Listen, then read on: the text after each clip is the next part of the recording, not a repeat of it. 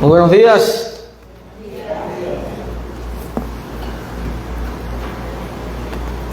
Como un poquito apagados, ¿no? ¿Cómo están? Bien. Ok. Excelente. Sean bienvenidos todos. Vamos a estudiar la palabra de Dios, hermanos. Vamos a continuar con nuestro estudio de las cualificaciones de los ancianos. Detrás de este mensaje, de este estudio, hay un mensaje, detrás de este estudio hay un mensaje claro, martillando a todos los varones. ¿Cuál es ese mensaje? Se necesitan, se buscan, los más buscados, no los que busca la Interpol, ni el FBI. Los más buscados en la iglesia del Señor son varones fieles, comprometidos, servidores, devotos al Señor. Esos son los más buscados, así que si usted es varón, independientemente que sea casado o que no sea casado, tenga hijos o no tenga hijos, pues obviamente el Señor está dirigiéndose a usted y a mí. La iglesia del Señor necesita hombres fieles, hábiles, ¿verdad? Servidores, comprometidos y devotos a Él y a su iglesia. Y eso es lo que hemos estado viendo durante todas estas lecciones. Vamos a ubicarnos en 1 Timoteo 3, ya sabemos, está cerca Tito, donde estaremos yendo siempre, ¿verdad?, para considerar estas cualificaciones. Muy bien, estamos en la sección de sabiduría y debemos tener presente que este hombre debe ser alguien sabio. El que ha de fungir como anciano debe ser alguien sabio. Pero como ya vimos anteriormente, todas estas cualificaciones, todas, aplican de una u otra manera, directa o indirectamente, a todos los cristianos. Todos los cristianos. Por ejemplo, 1 Pedro 2:2. El que ha de fungir como anciano debe ser apto para enseñar. ¿Qué hay del resto de los cristianos? 1 Pedro 2:2. ¿Alguien más que busque Tito 2:4?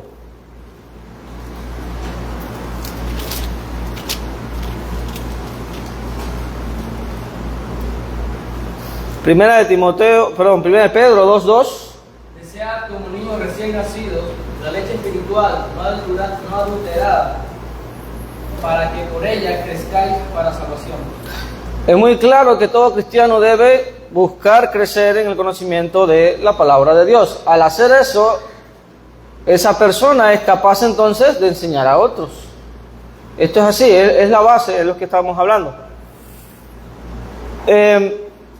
Tito 2:4, ¿qué deben hacer las mujeres? Enseñen a las mujeres jóvenes a amar a su marido y a sus hijos. ¿Cómo van a hacerlo si no conocen la palabra de Dios? Dice que deben enseñar. Y si nos vamos más allá, pues vemos 2 Timoteo 1:5, vemos 1 Timoteo 2:12, que por cierto estamos allí en el punto que dice 8, a la izquierda. Vemos en principio que también las mujeres deben enseñar a los niños, ¿no? Como fue el caso de Timoteo, que fue educado por dos grandes mujeres de fe. ¿Quiénes fueron? ¿Quiénes eran su abuela y madre? Entonces, ¿cómo pueden enseñarle a sus hijos lo que no saben? ¿Cómo van a enseñarle la fe si ellas no saben qué es la fe, o de qué se trata la fe, o el contenido de la fe? Entonces, hombres y mujeres deben ser también personas sabias. También, si nos vamos a la última, retenedor de la palabra fiel, que vamos allá, un último versículo, Filipenses 2:16, por favor. Filipenses 2:16. La palabra de vida, para que en el día de Cristo yo pueda gloriarme de que no he corrido en vano y en vano he trabajado. Asidos, aferrados a la palabra de Vida. La palabra de vida. Entonces, de nuevo, estos versículos nos muestran en principio la necesidad de que todo cristiano sea sabio y que sea apto para enseñar a otros.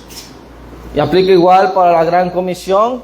Debemos todos nosotros enseñar el evangelio a otras personas, pero ¿cómo vamos a enseñarlo si no lo conocemos? Si no lo sabemos. Obviamente es necesario ser aptos para enseñar, ser retenedores de la palabra fiel. Muy bien, aplica para todos. Y hablábamos de que este hombre debe ser apto para enseñar. Hablábamos que esta palabra apto para enseñar significa, ¿alguien recuerda?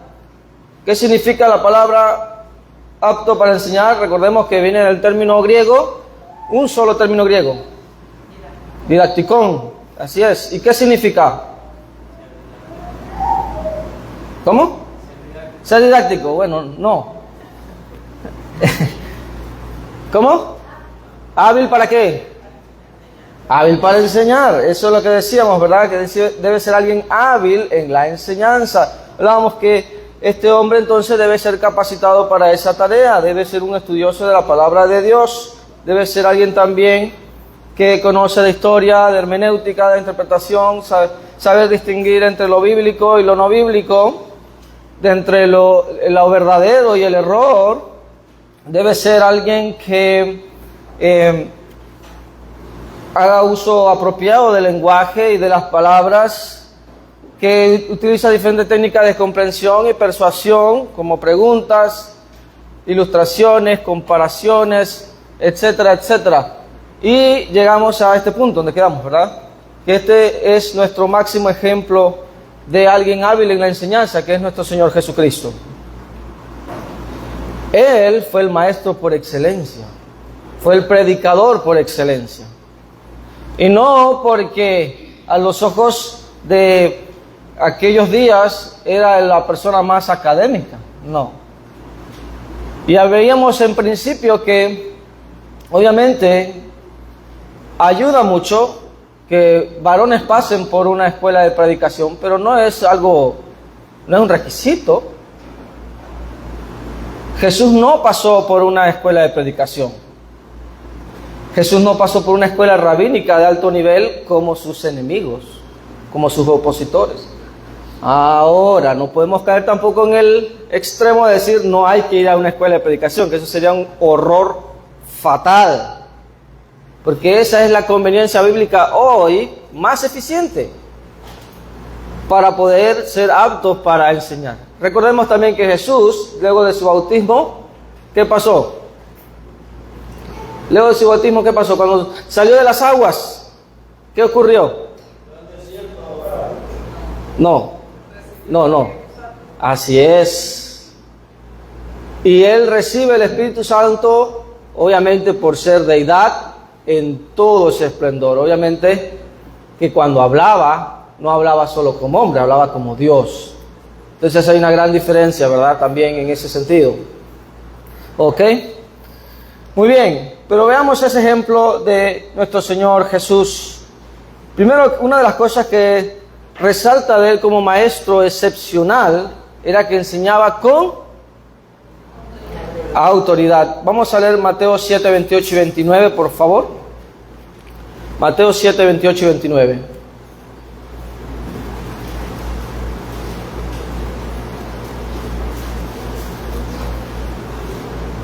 Cuando terminó Jesús estas palabras, la gente se admiraba de su doctrina, porque les enseñaba como quien tiene autoridad y no como los escribas. La autoridad de Jesús residía en Jesús. Y esa es la gran diferencia. Nadie enseñaba así en aquellos días. Recordemos que los que enseñaban en aquellos días eran los rabinos, solamente. Y eran personas que pasaban muchísimos años estudiando, pero muchísimos, hermanos. Eran personas que pasaban toda su vida enseñando, estudiando, toda su vida estudiando. Pero él enseñaba con autoridad. ¿Qué quiere decir eso? Contextualmente se refiere a que Jesús no se paraba y decía, bueno, el rabino Akiva dijo tal cosa, tal cosa, tal cosa. Moisés dijo esto, pero el rabino Shammai dijo tal cosa, tal cosa. Jesús no hablaba así. Jesús decía, yo os digo. Yo digo. El Hijo del Hombre vino a. El Hijo del Hombre dice tal cosa. Era muy diferente. También Jesús utilizó analogías y parábolas comprensibles para el hombre común. Si nosotros revisamos, por ejemplo, Mateo 5 al 7, el Sermón del Monte, vemos muchas de estas referencias. Usa ilustraciones, usa comparaciones. Aquí vemos esa capacidad de él para llevar ese mensaje, ¿no?, a las personas. Por ejemplo, Mateo 5:3. Alguien que lo lea, por favor.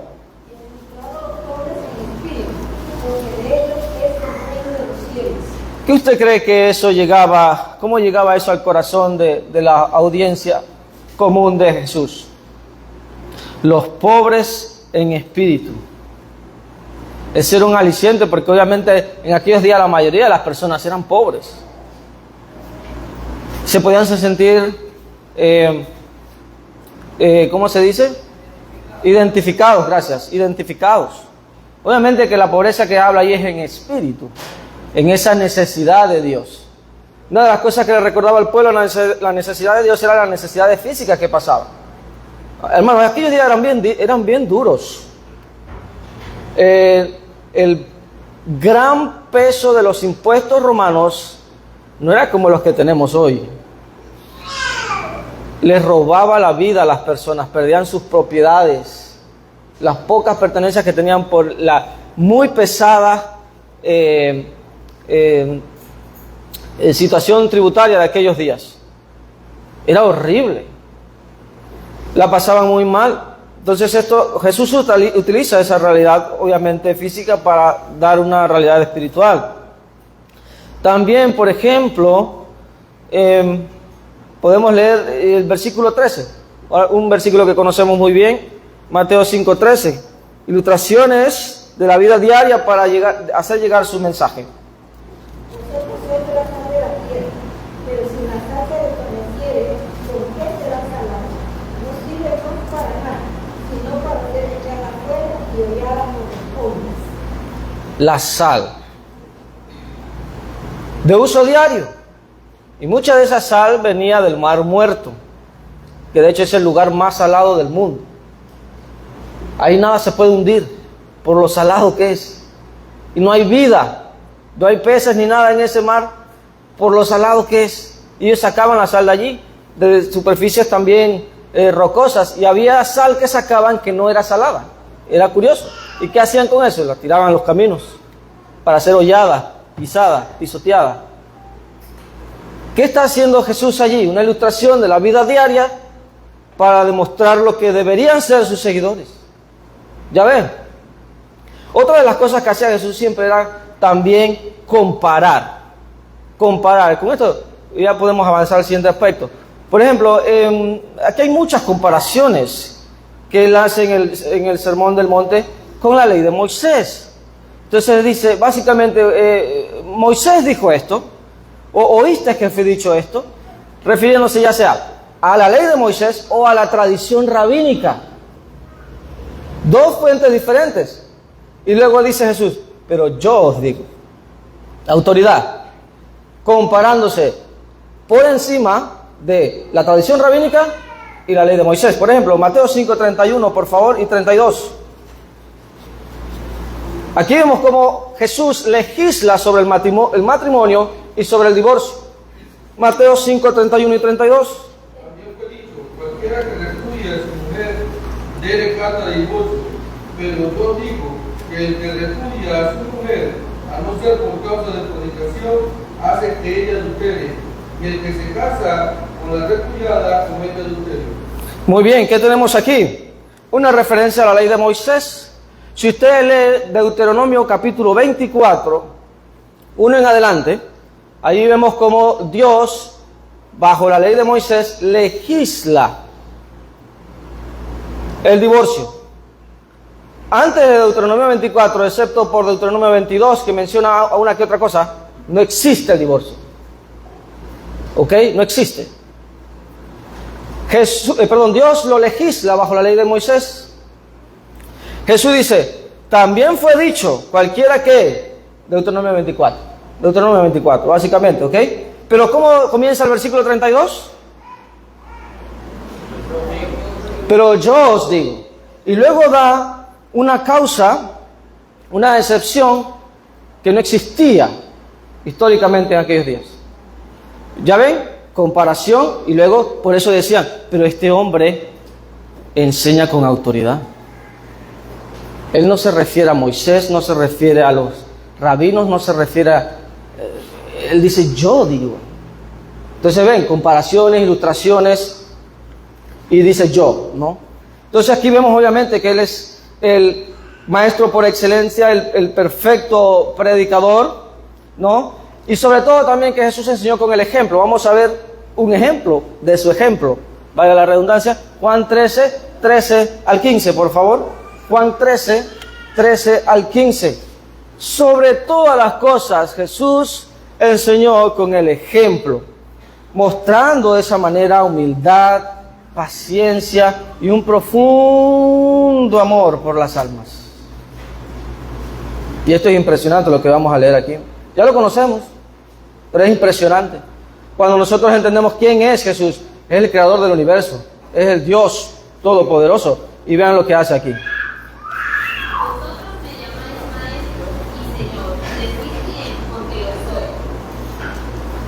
Pues si yo el Señor y el maestro he lavado vuestros pies, vosotros también debéis lavar los pies los unos a los otros, porque ejemplo os he dado para que como yo os he hecho, vosotros también hagáis.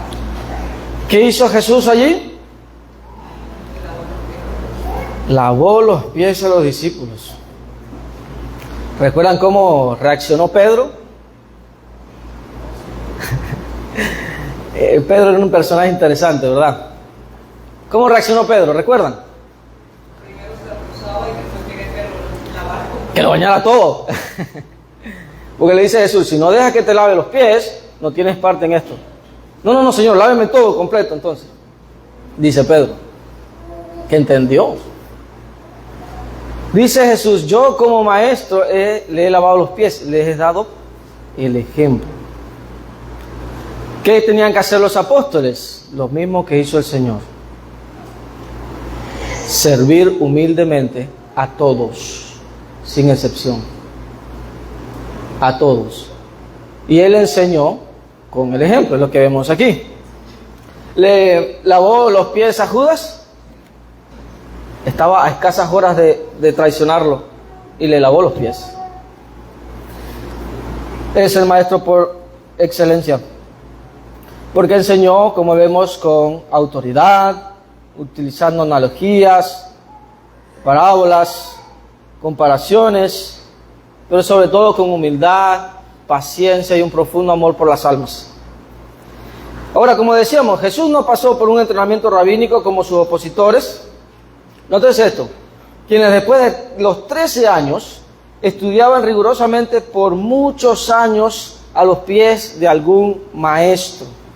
La educación básica formal, digamos, para todo varoncito judío, culminaba entre los 2 y 13 años. ¿Ok? A partir de ahí, solo los que demostraban gran capacidad racional, intelecto, memoria y talento, entonces, y bueno, también tenían los recursos, pasaban entonces a estudiar a los pies de un gran rabí. Y esto nos recuerda, por ejemplo, el caso de Saulo. ¿Se acuerdan de Saulo? Hechos 22:3, por favor, alguien que lo lea.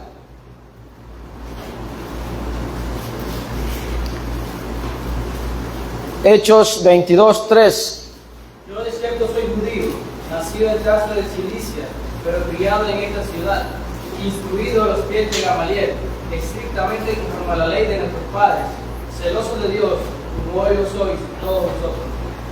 Pablo era un rabí, y no era cualquier rabí.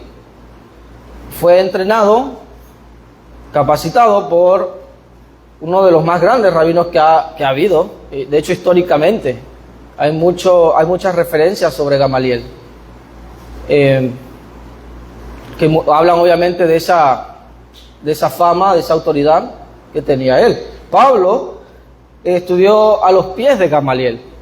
¿Cuántos años? Es difícil decir, pero todo indica que podían estudiar hasta casi los 35 años. Así que imagínense.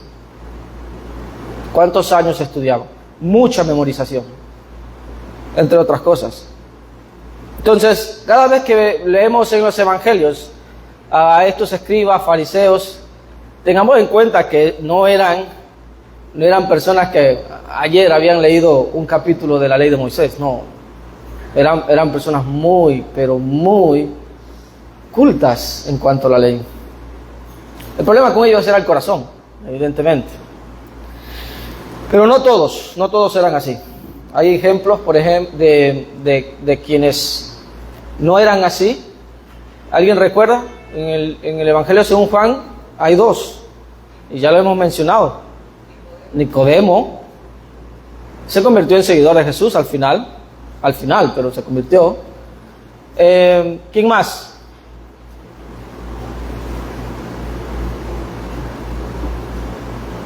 A ver.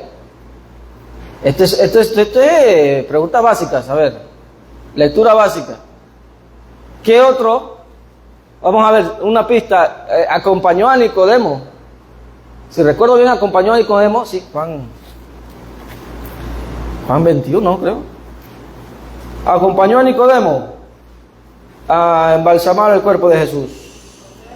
José de Arimatea, correcto. Y ese era otro miembro del Sanedrín. O sea que no eran cualquiera, eran gente de la aristocracia. Nicodemo era un rabino famoso y conocido aquellos días. Ok. Entonces, esto lo vemos también, esa capacidad de Jesús en Lucas 2, 46 y 47. Vamos a leer Lucas 2, 42 primero, por favor. Lucas 2, 42 y luego 46 y 47. A temprana edad, vamos a ver a qué edad. ¿Y qué hacía?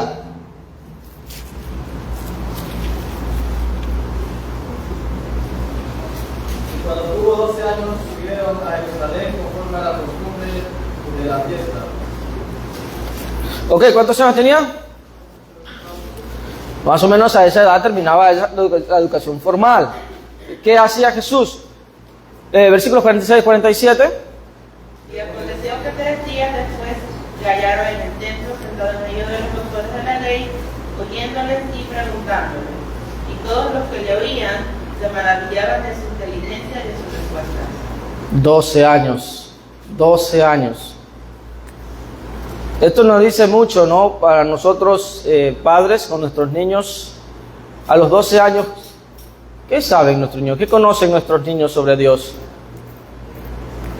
Jesús hizo que los doctores de la ley, estos que acabo de describir, que hacían, ¿cuál era la reacción de ellos?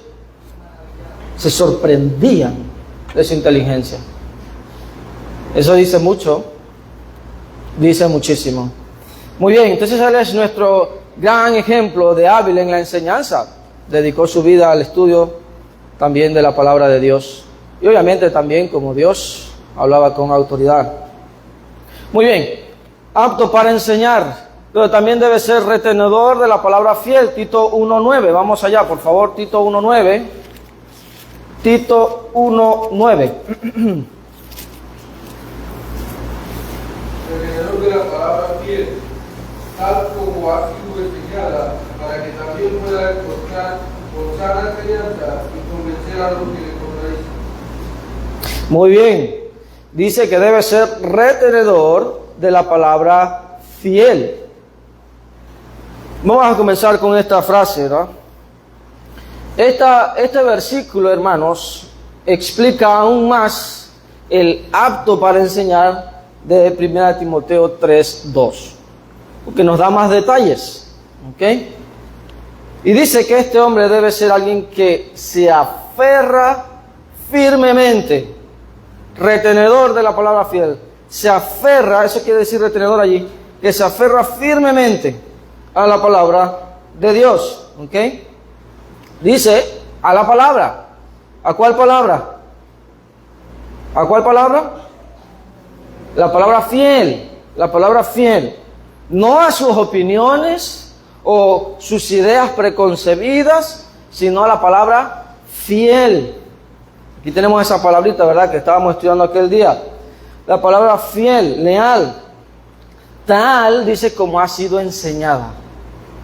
Esto es muy importante, hermanos, porque desde aquellos días ya se sabía cuál era la palabra fiel.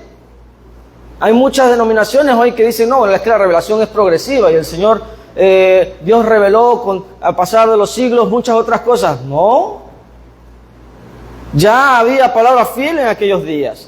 Es más, ya la fe había sido entregada, había sido dada como tal, como sistema. Vamos a leerlo, Judas 3, por favor. Judas 3. Judas 3. No me pregunta el capítulo. Amados, por la gran solicitud que tenía de escribiros acerca de nuestra hermosa pasión, ha sido necesario escribiros exhortando que entendáis abiertamente por la fe que ha sido manejada. Que contendáis, dice, por la fe una vez dada. Esta palabra fiel o esta fe una vez dada, se refiere obviamente a la doctrina de los apóstoles, en la cual los primeros cristianos ya perseveraban. Hechos 2:42. Ellos tenían acceso a ella, no de manera escrita en aquellos años, obviamente, sino de manera oral, por la guía milagrosa del Espíritu Santo, pero la tenían.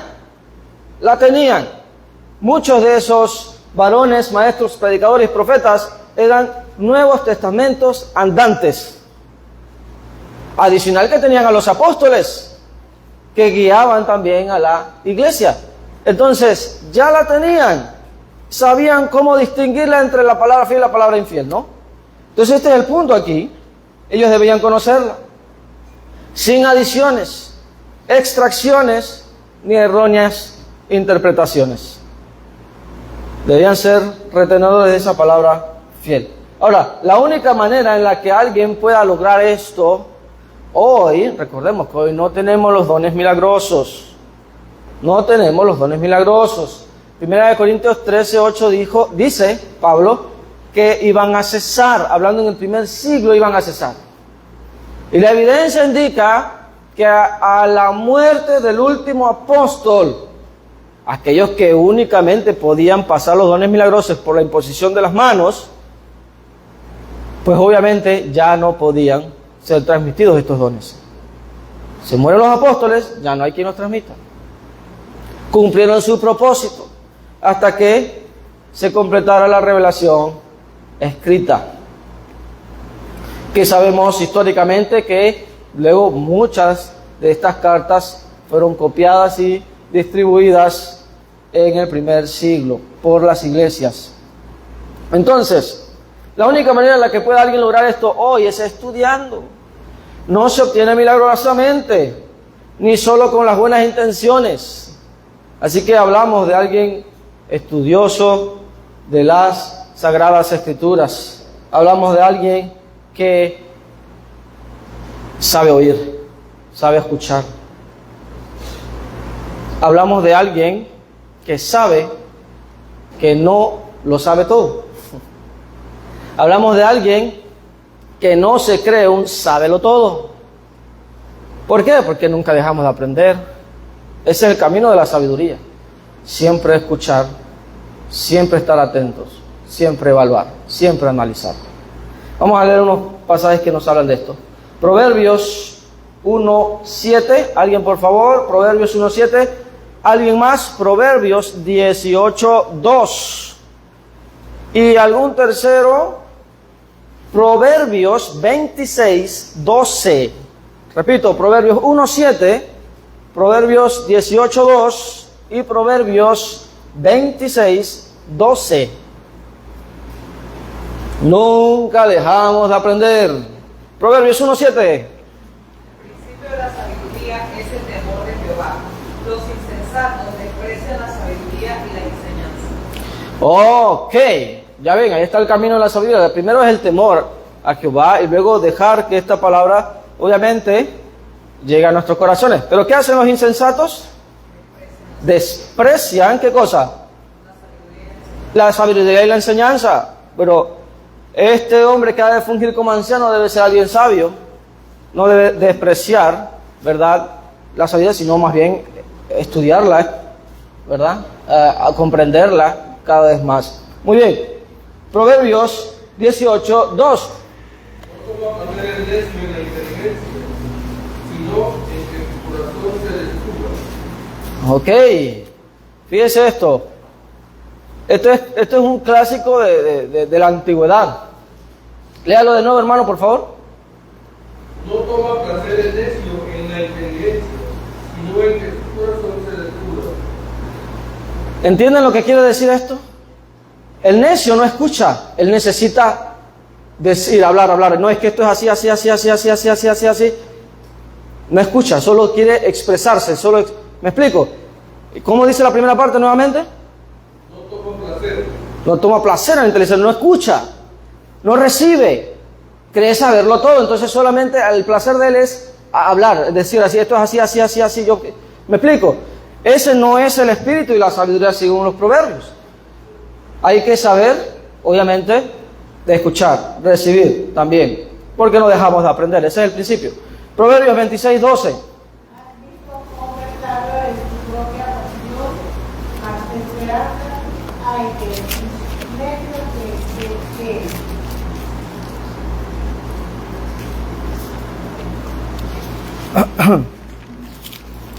Proverbios 26:12. Fíjense aquí. Hablando de lo mismo, una pregunta. Dice, ¿has visto hombre sabio en su propia opinión? ¿Has visto hombre sabio en su propia opinión? Dice, más esperanza hay del necio que de él. Obviamente que esto es una exageración. El punto aquí es que más esperanza tiene un necio, que no la tiene, ¿verdad?, que aquel que se hace sabio en su propia opinión. Que dice, no voy a escuchar ninguna razón, esto es así porque yo lo digo. ¿Ya ve? ¿Usted se imagina a un varón fungiendo como anciano así? Déjenme decirle una palabra que aprendí con el hermano Rolando. ¿Sabes que el hermano Rolando, voy a decirle que vea esta parte luego, él se encarga de subir las clases?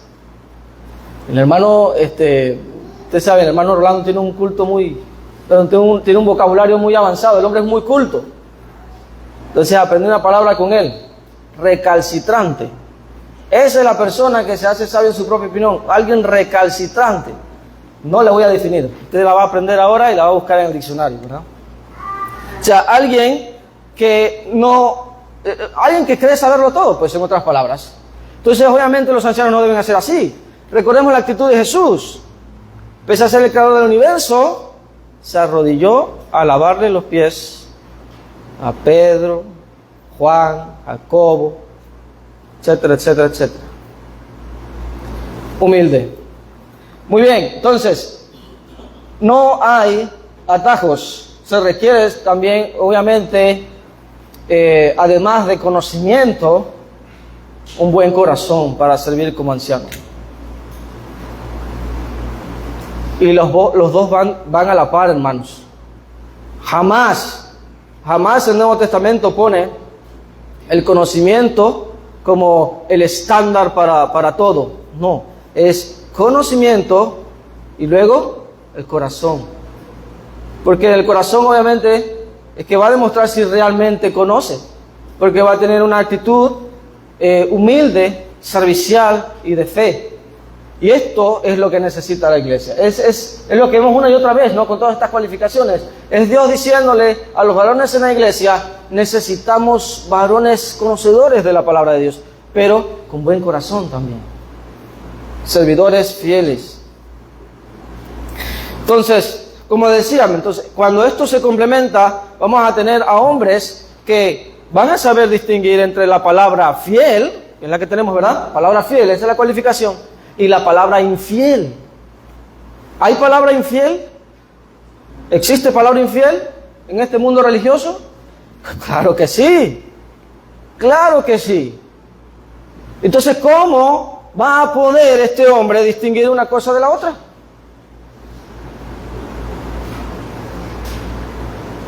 A ver, no me dejen en silencio, no me escuchaban los grillitos ahí. ¿Cómo va a poder distinguir de la palabra fiel y de la palabra infiel? Gracias, hermano. Ya me iba a bajar porque pensé, bueno, todos estos minutos. ¿Ah? ¿Qué más? Estudiando y qué más. Lo acabamos de mencionar. Tiene que guardarla en su corazón. Debe tener un buen corazón. Ambas cosas, ¿ok? Ambas cosas. Muy bien.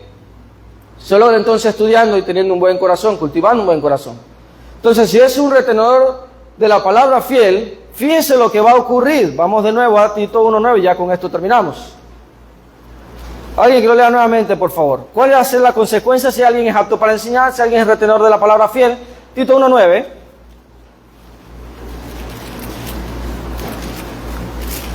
Retenedor de la palabra fiel, tal como ha sido enseñada, para que también pueda exhortar con cada enseñanza y convencer a los que contradicen. Fíjese esto. Dice, podrá exhortar con sana enseñanza o doctrina, traduce la Biblia de las Américas. Y luego dice, también va a poder convencer. Aquí la Reina Valera del 60 tal vez no es tan precisa, no es una mala traducción, pero por ejemplo la Biblia de las Américas y otras versiones traducen refutar. Refutar, corregir, reprender. ¿A quiénes? A los que contradicen. ¿Por qué eso es importante? Vamos a leer Hechos 20, 26 al 32 y con eso terminamos. Hechos 20, 26, 32. Aquí recordamos justamente a Pablo hablando con los ancianos de Éfeso y les da una gran advertencia. ¿Por qué esta cualificación tiene su... ¿Cuál es el objetivo de esta cualificación en la iglesia? Hechos 20, 26 al 32, por favor. Por tanto, yo contesto en el día de hoy que estoy limpio de la carne de todos, porque no he reunido a anunciar todo el consejo de Dios. Por tanto, mirad por vosotros y por todo el rebaño en que el Espíritu Santo nos ha puesto por obispo para apacentar la iglesia del Señor, la cual es ganó por su propia sangre. Porque yo sé que después de mi partida entrará en medio de vosotros lobos rapaces que no perdonarán el rebaño, y de vosotros mismos se levantarán hombres que hablen cosas perversas, arrastrar tras sí a los discípulos. Por tanto, velad, acordaos de que por 3 años, de noche y de día, no he cesado de amonestar con lágrimas a cada uno. Ahí está. Pablo iba camino a Jerusalén y la advertencia es muy clara. Yo he cumplido con ustedes, les he enseñado todo el consejo de Dios. Y yo no voy a estar con ustedes todo el tiempo. Y tengan cuidado porque se van a levantar, dice, lobos rapaces, de en medio de ellos, no de afuera, de en medio de ellos, que van a hablar ¿qué cosas? Cosas perversas, cosas en contra de la doctrina de Dios. ¿Y por qué eso es importante? Segunda de Juan 9, cualquiera que se extravía y no persevera en la doctrina de Cristo, no tiene a Dios. Así de grave es. Así de grave es. Entonces, evidentemente, Pablo quiere que la iglesia en Éfeso se mantenga pura doctrinalmente. Y a su vez, con estas cualificaciones, Dios desea que su iglesia se mantenga pura en la sana enseñanza de la verdad. Hermanos, estamos en receso. Muchas gracias por su atención.